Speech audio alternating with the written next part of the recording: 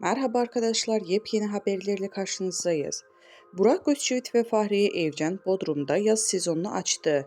Bir süredir yeni evlere taşınma telaşı ile uğraşan ünlü çift, taşınma işlemleri bitirir bitirmez soluğu denizde aldı.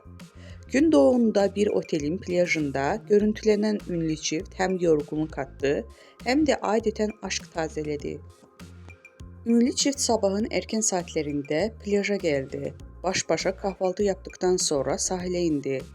Eşyalarını bırakır bırakmaz kendilerini denize attılar.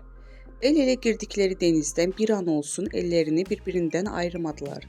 Burak Özçivit eşi Fahriye Evcen'e sürekli bir şeyler anlattı. Evcen de eşine kahkahalarla karşılık verdi. Ünlü çift baş başa kaldıkları denizde adeten aşk tazeledi. Fahriye Evcen mor mayosu ve fit haliyle göz kamaştırdı.